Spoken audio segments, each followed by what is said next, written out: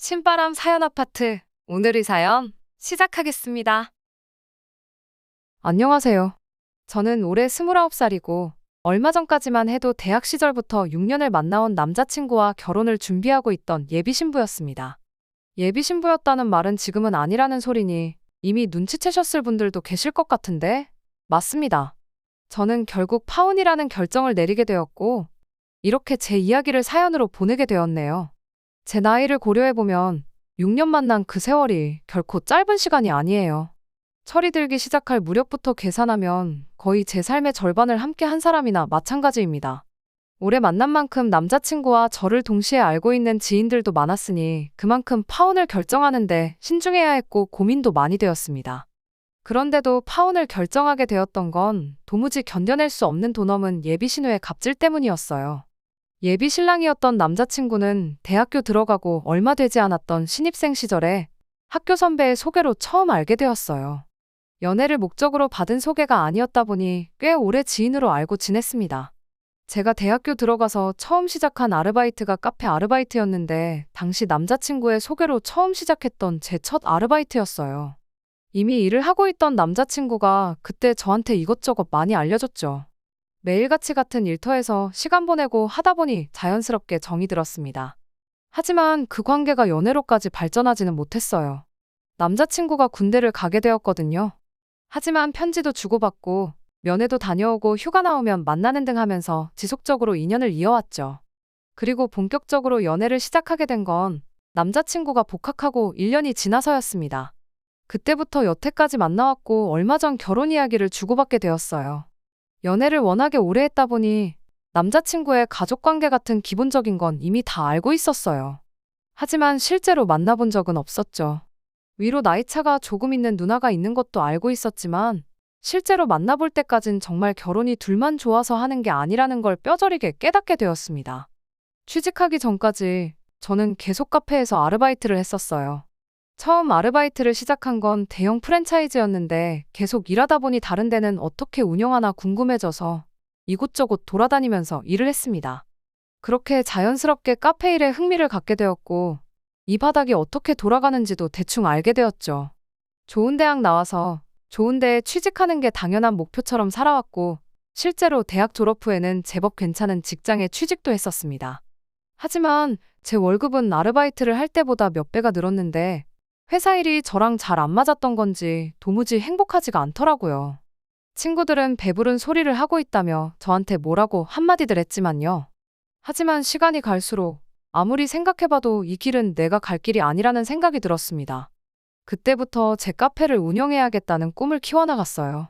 부모님 돈으로 편하게 공부해서 대학까지 졸업했으니 더는 부모님께 신세 지는 건 말도 안 된다고 생각했고 그때부터 미친 듯이 월급을 모으기 시작했습니다.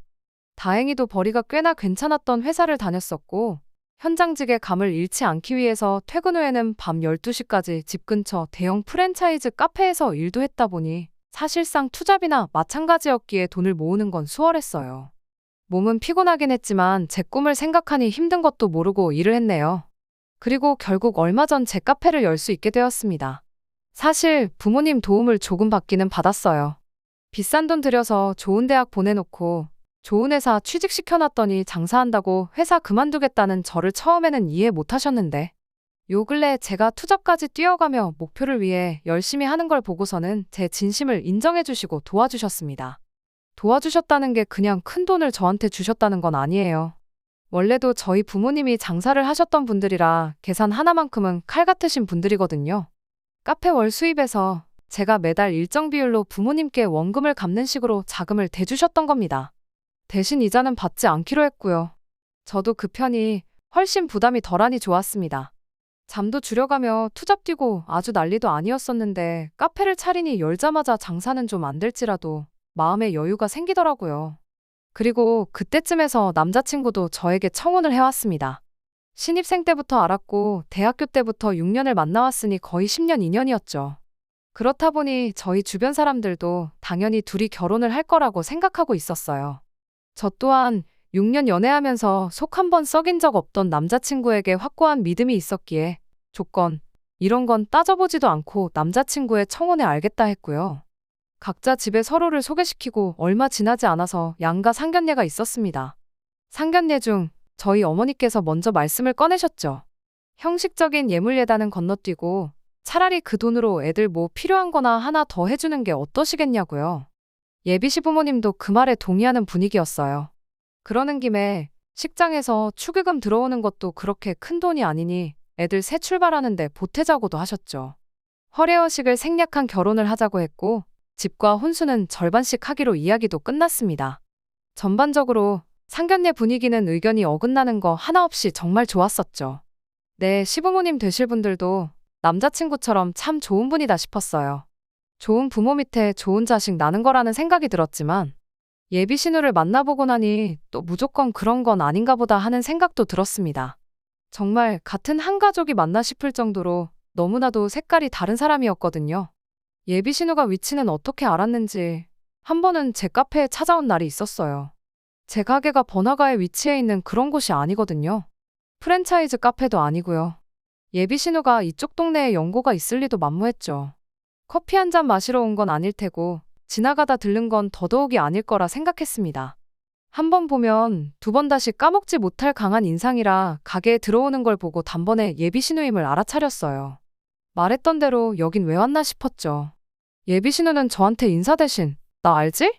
하고 말을 건네고는 커피는 설탕 많이 넣어서 한 잔 맛있게 부탁한다더라고요. 너무나도 자연스럽게 돈은 안 내도 되지? 하고 묻길래 그러시라 했습니다. 커피를 내주고 저는 다시 자리로 돌아가려는데 이리 좀 와서 앉아보라고 하더라고요. 오늘 할 이야기가 있어서 찾아온 거라면서 말이죠. 그런데 그때 당시 카페에 일하는 사람이 저밖에 없던 상황이었어요. 손님은 거의 없었지만 그래도 언제 들어올지 모르는데 자리를 비우고 싶지 않았죠. 하지만 예비 신우는 아랑곳하지 않고 손님 오면 바로 보내줄 테니 와서 앉아보라고 막무가내로 나오더군요. 하는 수 없이 예비 신우한테 붙잡혀서 자리에 앉았습니다. 그래도 시원시원하게 쓸모없는 말 한마디 하지 않고 단도직입적으로 본론부터 이야기를 하더라고요. 상견례 당시에는 저희 부모님도 계셨고 자기 부모님 체면도 챙기고 해야 하니 따로 말을 꺼내지 않고 그냥 옆에서 듣고만 있었답니다. 그런데 아무리 생각해도 이건 짚고 넘어가는 게 맞는 거라는 생각이 들어서 이렇게 제 일터까지 찾아온 거라고요. 결론만 짧게 말하자면 아무리 요즘 반반 결혼이 추세라지만 그래도 형편 괜찮은 집에서 좀 더 부담하는 게 이치에 맞는 거라는 소리였어요. 저는 이때까지만 해도 신우가 어떤 사람인지 여긴 왜 왔는지 그 의도를 몰랐기 때문에 솔직하게 부담을 더하는 게 무슨 말인지 잘 이해가 가질 않는다고 대답했습니다. 저랑 남자친구 둘뿐만 아니라 양가 부모님들까지 반반 결혼하는데 서로 동의한 상황이지 않냐. 그런데 이제 와서 우리 집이 너네 집보다 더 잘 사니까 반반하지 말고 6대4, 7대3 하자고 말하라는 거냐고요. 예비 신우는 자기가 그런 뜻으로 한 말이 아니라면서 저보고 잘 좀 생각해보랍니다. 설마 양가 부모님이 있는 자리에서 이미 결론 지은 이야기를 어떻게 바꿀 수 있겠냐고 하더라고요. 그때까지도 예비 신우가 도무지 무슨 이야기를 하는지 도저히 이해가 가질 않았죠. 예비 신우는 반반 결혼한다고 해서 세상 누가 10원 단위까지 딱 절반해서 결혼을 하겠냐고 말을 하더군요. 그냥 유도리 좀 부리면 얼마든지 성의 표시를 할 수 있는 거 아니겠냐고 열변을 토하더라고요. 당최 무슨 소리를 하는 건지 도무지 모르겠다 싶었는데 정말 구세주같이 그때쯤부터 손님이 가게로 들어오기 시작했어요. 덕분에 자리에서 일어날 수 있었죠. 피크타임일 때라 손님들이 연속해서 계속 들어오고 있었고 예비 신우도 더는 기다리기 싫었는지 자리에서 그냥 일어나 버렸어요. 손님 주문 받고 있는데 그런 건 아랑곳하지도 않고 새치기를 하더니 카운터 위에 종이를 하나 휙 던져놓고 가더라고요. 깜짝 놀라서 이게 뭐냐는 표정으로 예비 신우를 쳐다봤더니 예단 목록이니까 쭉 훑어보고 참고하라고 하고는 자리를 떠나더군요. 주문하던 손님도 가게를 나가는 예비 신우를 어이없이 쳐다봤어요. 제 앞에 던지듯이 두고 간 예단 목록을 보더니 자기가 좀 봐도 되겠냐고 물어보시더라고요. 그래서 그러시라고 했는데 그 손님분이 종이를 보고 소리내서 웃으시더니 저한테 종이 돌려주면서 원래 내가 오지랖 부리는 성격은 아닌데 생각 잘해보라고 조언 한마디 해주시더라고요. 밀려드는 손님분들 주문이 다 끝나고 겨우 한숨 돌릴 시간이 돼서 예비 신우가 적어준 예단 목록을 봤어요. 그걸 예단 목록이라고 부르긴 조금 그랬어요. 그냥 자기 갖고 싶은 것들만 쭉쭉 적혀 있었거든요. 분수에 맞지도 않는 명품 가방에 지갑이며 옷과 구두까지. 그냥 그 명품 브랜드로 위아래 한 벌 쭉 빼입고 싶은 건가 싶었네요. 형편 나은 집에서 좀 더 해야 한다는 소리가 반반 결혼은 이미 부모님들끼리 그렇게 하기로 정했으니 어쩔 수 없지만 나한테는 사비를 털어서라도 성의 표시를 해라. 뭐 이런 소리였던 거였죠. 거기 적혀있는 명품들의 액수가 얼마이건 간에 금전적인 면에서는 솔직히 내야 하면 못 낼 액수는 아니었지만 말도 없이 찾아온 것 하며 자기 할 말만 하고 종이 한 장 집어던지고 갔던 태도하며 그런 것들이 마음에 안 들더라고요. 이게 말로만 듣던 시짜짓, 신호 갑질인가 싶었어요. 어이가 없어서 그대로 남자친구한테 전화했어요. 오빠네 누나가 내 가게까지 찾아와서 예단 목록이랍시고 자기 갖고 싶은 거 적어서 던져놓고 갔는데 이거 오빠네 집에서도 다 알고 있는 이야기냐고요. 남자친구가 제 말을 듣기가 무섭게 우리 누나가 거길 왔다 갔냐며 미안하다고 하더라고요. 무슨 일이 있었는지 자세한 이야기는 시작도 하지 않았지만 누나가 왔다 갔다는 사실만으로도 바로 미안하다 사과를 하는 거 보니 남자친구도 이미 자기 누나가 어떤 사람인지 대충은 알고 있는 듯 싶었습니다. 일단 자기가 누나랑 말해보겠으니 신경 쓰지 말고 있으라고 하더라고요. 그래서 그런가 보다 하고 알아서 잘 해결하겠거니 싶었습니다. 그런데 새벽 1시에 모르는 번호로 전화가 걸려왔어요. 일부러 안 받고 있으니 누가 이기나 보자는 식으로 계속 전화가 걸려와서 결국 전화를 받았습니다. 전화를 건 주인공은 예비신우였어요. 나중에야 알게 된 건데 저한테 전화하겠다고 동생 잠들 때까지 기다렸다가 몰래 핸드폰 비밀번호 풀어서 제 번호를 알아냈던 거더라고요. 아무튼 전화를 처음 받았을 땐 진짜 장난 전화인가 싶었어요. 제가 잠결이기도 했고 전화 받자마자 다짜고짜야 너 하면서 뭐라 알아듣지 못할 소리를 혼자 짓거리고 있었거든요. 그걸 왜 동생한테 그걸 다 말을 했냐고 내가 직접 찾아가서 좋게 좋게 말해주니까 너 내가 아주 만만해 보이냐 어쩌냐 뭐라고 따지는데 그때서야 전화한 사람이 예비신우였다는 걸 알았네요. 남자친구한테 전화했었을 때 이미 남자친구 반응 보고 이 예비신우라는 사람이 제정신은 아니라는 걸 대충 짐작하고 있던 상황이었다 보니 괜히 일 크게 만들기도 싫고 또 한참 자던 중에 깨서 받은 전화라 너무 피곤하기도 해서 더 분위기 험해지기 전에 먼저 져주는 척 나갔습니다. 생각해보니까 상견례 때 저희 집에서 예물 예단하지 말자고 했고 어머님 아버님도 알겠다 하고 축의금도 애들 주자는 식으로 이야기하지 않았었냐고. 그런데 생각도 못한 예단 이야기가 나와서 남자친구한테 확인차 물어본 거라고 대답했어요. 그랬더니 저보고 말 잘했다고 부모님들끼리만 이야기한 것부터가 문제라고 하더라고요. 그러더니 자기 동생이 그러니까 제 남자친구가 자기랑 나이 차가 많이 나다 보니 부모님 일터에 나가시면 자기가 깐난쟁이 남자친구를 업어 키웠다는 이야기를 하면서 자기한테도 키워준 공이 있다고 하는 거예요. 남자친구한테 있어선 자기가 두 번째 엄마나 마찬가지니 예단 예물에 관해서는 자기랑도 상의를 했어야 하는 거라고 하는 겁니다. 정말 얼토당토하는 억지에 저도 웬만하면 좋게 좋게 말해 일찍 전화 끊어버리고 푹 쉬려고 했었는데 듣다 보니 도무지 그냥 넘어갈 수가 없겠더라고요. 어떻게 저렇게 아무렇지도 않게 자기 입으로 뻔뻔하게 동생 몇 번 돌봐준 거 가지고 엄마나 마찬가지라느니 그런 말을 떠들 수 있나 싶었죠. 예비신우가 남자친구랑 나이 차이가 많이 나긴 하는데 그래봐야 고작 6살 차이예요.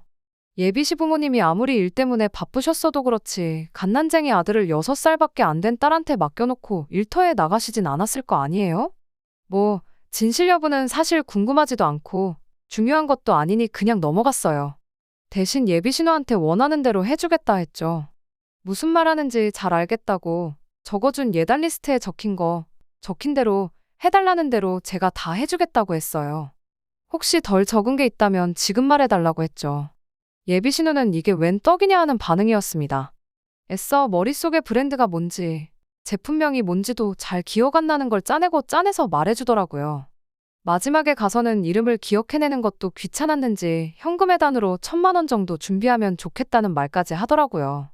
그럼 이것들 준비하면 되겠냐 했더니 예비신우가 만족스러운 말투로 그렇다고 대답하고는 잘 자라 말하고 전화를 끊으려고 하더라고요. 전화를 끊기는 왜 끊으시냐고 아직 다 안 끝났다고 제가 예비신우를 멈춰 세웠죠. 예비신우가 뭐가 더 남았냐고 묻길래 원하는 대로 예단 준비하기로 했으니 이젠 제가 받고 싶은 거 말할 차례 아니냐고 했어요. 원래 예단이랑 예물 똑같이 주거니 받거니 하는 거 모르시냐고요. 아직 결혼을 안 해봤으니까 모르실 수도 있는데 보통 그렇게들 한다고 예단 제가 준비하는 만큼 저도 언니한테 예물 받아야겠다고 말했죠. 두 번째 엄마나 마찬가지라고 그러니 예단을 받아야 마땅하다고 하지 않으셨냐. 그럼 제가 예물을 요구해도 별 문제될 게 없지 않느냐 하고 되물었더니 지 하고 싶은 말만 쏟아내던 예비 신우가 아무 말도 없더라고요. 한참을 아무 말도 없길래 혹시 밤이 너무 늦어서 잠드신 거냐고 한참 자고 있어야 할 시간에 전화 받은 제 잘못이라며 미안하다 사과하는 척만 하고 예비 신우 대답도 기다리지 않고 그냥 전화 끊어버렸네요. 결혼할 사람의 누나인 걸 떠나서 그렇게 한 방 먹이니까 속이 아주 후련하더라고요. 다음날 남자친구한테 전화가 왔는데 전날 저녁까지 난리법석을 떨던 누나가 벼랑간 오늘 아침에 예단은 안 받는 게 맞는 것 같다고 생각을 바꿨다는 연락을 받았어요. 누나가 한번 저렇게 고집부리면 피곤해지는데 생각을 빨리 고쳐먹어서 다행이라고 안심을 하더라고요. 아마 무슨 일이 있었는지는 쪽팔려서 동생한테 말을 못했는가 싶었어요. 이렇게 예비 신우랑 문제도 해결되니 이제 정말 날짜만 잡고 식만 올리면 우리도 결혼을 하는구나 싶었습니다. 그 뒤로 예비 신우한테 연락 오는 것도 없었고 이렇게 정리가 되는구나 싶었죠. 그렇게 하나둘 결혼 준비를 하던 중 얼마 전이었어요. 예비 신우가 또 제 카페로 찾아온 거예요. 이번엔 제가 카페에 없을 때 찾아왔습니다. 제가 매주 금요일마다 정기적으로 수업을 듣고 있는 게 있었거든요. 그래서 그날만큼은 부득이하게 직원 2명한테 가게를 맡겨놓고 수업을 들으러 갔습니다. 한참 수업을 듣고 있던 중이었는데 직원한테 전화가 온 거예요. 사장님 가족이라는 분이 왔는데 돈을 안 낸다고요. 직원들이 저희 부모님 얼굴은 다 알고 있거든요. 그런데 굳이 확인차 전화까지 하는 걸 보니 뭔가 이상해서 핸드폰으로 감시 카메라 앱을 켜서 누군가 확인해 봤어요. 제 가족 중에 그렇게 염치 없는 사람이 누군가 싶었는데 확인하고 나니 그럴만도 하겠다 싶었네요. 바로 예비 신우였거든요. 심지어 혼자 온 것도 아니었어요. 친구들 데려와서는 제일 넓은 테이블 2개를 붙여가지고 있더군요. 음료수만 먹는다고 하면 어떻게 하겠는데 쟁반해보니 빵이랑 케이크 디저트류도 인당 2~3개씩 담아서 줄도 서 있었어요. 주말이라 넉넉하게 준비해놓아서 문제는 없었는데 다른 손님들 계산도 못하게 카운터 점거해서 가족이니까 공짜로 내놓아라 행패 부리고 있길래 일단 직원한테 말해서 그냥 주라고 했습니다. 직원은 아무 죄도 없잖아요. 끼리끼리 논다더니 친구들도 다 똑같은 한통속처럼 보였는데 직원들한테 진상 중에 진상 5명을 동시에 상대하라고 하는 것도 못할 짓이다 싶었어요. 그리고 수업 끝나자마자 가게로 향했는데 제가 도착했을 때는 신우 일행은 이미 먹고 싶은 거 원 없이 먹고 내빼버린 뒤였습니다. 그 인간들이 돈 안 내고 먹은 걸 계산해보니 5명이서 20만 원치를 먹었더라고요. 집에 가져가서 먹겠다며 포장까지 해갔대요. 직원들을 나무랄 생각은 없었습니다. 괜히 더러운 꼴 보지 말라고 그냥 주라고 제가 직접 지시를 했었으니까요. 하지만 예비 신우를 가만둘 생각은 없었어요. 제가 금요일마다 수업에 나가는 것도 제 측근 아니면 저희 직원들밖에 모르는 일인데 굳이 그때를 틈타서 가게에 왔다는 건 그동안 저 모르게 가게까지 찾아와 제 일거수 일투족을 감시했다는 거잖아요. 참 미쳐도 곱게 미쳐야지. 이게 곧 내 신우가 된다고 생각하니 소름이 돋더라고요. 근본적으로 멈추려면 결국 가족, 그러니까 남자친구의 도움이 필요하겠다 싶어서 곧바로 전화를 했어요. 남자친구는 지난번처럼 제 전화가 예비 신우 관련돼서 걸려왔다는 걸 알자마자 앞뒤 상황은 듣지도 않고 연신 미안하다는 소리를 남발을 하기 시작했어요. 자기가 또 누나랑 이야기해 볼 테니 며칠만 기다려달라고 대답해왔고요. 문제는 그날 저녁이었어요. 예비 신우한테서 다시 전화가 걸려왔습니다. 불행인지 다행인지 이제 예비 신우가 제 전화번호를 알고 있다 보니 새벽에 전화 받을 일은 없었지만 자기가 해결하겠다더니 또 이렇게 전화를 받게 만드니 짜증이 나더라고요. 예비 신우가 하는 말도 아주 가관이었습니다. 어차피 오늘 데려온 친구들이 니네 시골일 때 내가 데려갈 내 친구들이다 하면서 결혼식까지 와서 축하해줄 사람들인데 미리 커피랑 빵 몇 조각 대접했다 치면 되는 거 아니냐고. 그런데 그걸 또 그새를 못 참고 꼰지르냐며 조상 중에 친일파라도 있는 거 아니냐고 시비를 걸더라고요. 사소한 도발은 싸그리 다 무시해버렸고 필요 없으니 친구들도 데려오지 말라 했어요. 언니 친구들 없어도 내 결혼 축하해줄 사람 널리고 깔렸다고요. 그랬더니 있는 집 것들이 더하다더니 진짜 그렇다고 하면서 나랑 내 친구들이 축의금 안 내고 밥값만 축 내고 갈까봐 아까워서 그러는 거 아니냐고 빈정거리더라고요. 저는 정말 아무 말도 안 했는데 저런 소리를 하는 걸 보니 제가 예단 안 해줬다고 친구들 끌고 와 제 가게 쳐들어가서 공짜로 이것저것 뜯어먹고 그걸로 모자라 제 결혼식에 그 친구들 다시 끌고 와서 축의금 안 내게 하고 밥만 처먹이고 보낼 계획이 있다는 사실을 자백하고 있구나 딱 알았죠. 그래서 언니하고 언니 친구들 우리 결혼식에 오면 신랑 쪽 하객인데 밥값 많이 나오는 게 나랑 무슨 상관이냐, 아무런 상관없다고. 그러니 10명이고 100명이고 데려올 테면 데려와 보라고 했네요. 아뿔싸 싶었는지 한참 또 아무 말도 없다가 머리로는 도무지 저를 이기지 못하겠다 싶었는지 마지막에 가선 어거지를 부리기 시작했어요. 집에 돈 좀 있다고 아주 눈에 뵈는 게 없냐면서. 네가 지금 신호알기를 우습게 아는데 어디 결혼만 해보라고 시집살이 한번 제대로 준비해서 신호 무서운 게 뭔지 알려주겠다고 으름장을 놓더라고요. 세상에 시집살이를 시키겠다고 결혼 전부터 협박을 하는 사람은 신우밖에 없을 거예요. 처음엔 예비 신우 한 방 먹이는 재미라도 있었는데 이젠 말싸움하기도 귀찮고 다 짜증이 났어요. 무엇보다 제일 화가 나는 건 되도 않는 갑질하는 예비 신우보다 남자친구 때문에 더 화가 났습니다. 매번 알아서 잘 해결해보겠다고 말만 그렇게 해놓고 결국 예비 신우랑 2차전, 3차전 하는 건 늘 제 몫이었잖아요. 그래서 며칠 고민하다가 남자친구한테 단단히 제 입장을 전했습니다. 신우가 너한테 얼마나 대단한 사람인지는 모르겠는데 중간에서 이렇게 똑바로 중재 못하고 나만 혼자 시달려야 하면 나는 이 결혼 절대 못한다고요. 파혼도 감수하겠다는 제 말에 남자친구도 얼굴이 파랗게 질려서 자기가 이번에야말로 제대로 이야기해 볼 테니 기다려달라고 말하더라고요. 하지만 왠지 기다려달라는 그 말에 더 이상 신뢰가 가지 않았네요. 그래도 그날 저녁에는 예비 신우한테서 전화가 걸려오지 않았습니다. 다음 날이 지나고 또 다음 날이 지나도 아무 전화가 걸려오지 않았죠. 말한 대로 잘하고 있는 건가 싶었는데 그 다음 날 오후에 가게에 출근했더니 예비 신우가 한쪽 자리에 앉아서 저를 기다리고 있더라고요. 표정은 무슨 못 먹을 걸 먹기라도 했는지 똥 씹은 표정을 하고는 말이죠. 할 이야기가 있어서 찾아온 것처럼 보여 직원한테 미안한데 몇 분만 가게 좀 더 봐달라 말하고 맞은편 자리에 앉았습니다. 미안하다고 억지 사과 받고 싶은 생각도 없었어요. 단지 자기가 뭘 잘못했는지 깨닫고 앞으로 잘 지내보자고 한마디만 했으면 저도 여태까지의 악연은 그냥 잊어주려고 했죠. 그런데 예비 신우는 정신을 못 차리고 저랑 마지막 거래를 하러 왔던 거예요. 예단 리스트에 적어놓은 명품 가방 그거 하나만 사주면 자기가 평생을 두고 너한테 시집살이 시키는 일은 없을 거라면서요. 이젠 저도 볼장 다 봤다 싶어서 한마디 했어요.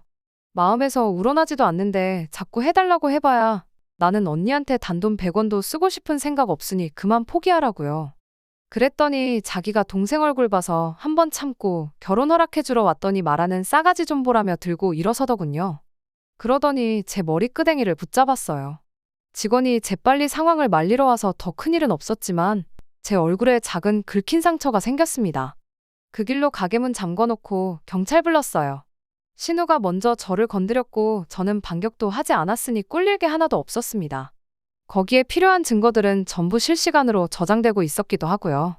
경찰서 가서 신우랑 같이 조서 쓰고 있는데 남자친구랑 예비시 부모님이 후다닥 들어오더라고요.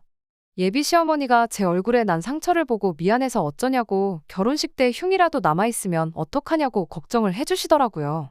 그래서 거기다 대고 걱정 마시라고 했어요. 저는 이 결혼 못하겠다고 오늘부로 파혼이라고요. 남자친구한테는 다음 주까지 예약해놓은 거 전부 취소할 테니 그렇게 할라 말하고 위약금이 필요할 수도 있으니 말하면 말하는 대로 늦지 않게 돈이나 보내달라고 말했습니다. 파혼이라는 말에 예비 시어머니는 뒷목부터 잡으셨고 남자친구는 제 말 끝나기가 무섭게 제 앞에 무릎을 꿇고 빌더라고요. 누나일은 미안한데 결혼하면 나랑 사는 거지 누나랑 사는 거 아니지 않냐고. 제발 한 번만 봐달라고 비는데 뭔가 잘못 생각하고 있는 것 같다고. 오빠네 누나일로 짜증이 난 건 맞지만 파혼을 결심하게 만든 건 오빠 때문이라고 정정해줬습니다. 언니가 처음 내 가게를 찾아온 것부터 오빠가 주소를 알려줬던 거 아니냐. 언니가 어떤 방법을 썼던 간에 내 전화번호 알아낸 것도 오빠 통해서지 않느냐고요. 솔직히 자고 있을 때 몰래 번호 훔쳐갔다는 것도 믿기지가 않는다고 했어요. 몇 번을 부탁해도 누나랑 이야기해보겠다고만 하지 해결한다고 말한 것 중에 말처럼 된 게 뭐가 있냐고 따졌죠. 결국 오빠는 누나 모시기는 그런 사람이라고요. 지금부터 이런데 결혼하면 얼마나 더 하겠냐고. 지금도 이렇게 꼴 보기 싫은데 그 꼴 더는 보고 싶지 않으니 지금 파혼하는 거라고 딱 잘라 말해줬죠. 그리고 제 얼굴에 난 상처를 가리키며 이건 그동안의 정을 봐서 합의해주겠다 했어요. 대신 합의금으로 땡땡땡땡 거 명품 가방 하나 사오라고 말했죠. 그거 안 사오면 합의는 없을 테니 신우 이름에 빨간 줄 한번 그어보자고 했네요. 눈치채신 분들도 계실 텐데 제가 합의금 대신 가져오라던 가방은 예비 신우가 예단 목록 첫 줄에 적어놓은 그 가방이었습니다. 어떻게는 내 돈으로 그 명품 가방 받아다가 들고 다니는 게 소원이었나 본데 이젠 자기 돈으로 자기가 갖고 싶어 하던 그 가방을 저한테 사주게 되었으니 얼마나 속이 쓰리겠어요? 예비 신우가 제발 봐달라고 자기가 차라리 반성문을 쓰겠다고 빌었는데 반성문이 뭐 밥 먹여주는 것도 아니고 지어내면 얼마든지 지어낼 수 있는 걸로 내 용서를 받을 생각 말라고 했습니다. 남자친구도 예비시 부모님도 더할 나위 없이 좋은 분들이셨어요. 솔직히 앞으로 제가 누구를 만난들 그 사람들보다 좋은 사람을 만날 수나 있을지 확신도 생기지 않을 만큼 말이죠. 하지만 아무리 생각해도 제 남은 인생에 예비 신우 같은 사람을 가족으로 두고 있을 자신이 없어서 결국에는 파혼을 하게 되었습니다. 세상이 어느 땐데 호칭 앞에 시자 들어간다고 해서 갑질을 해도 된다고 생각하나요?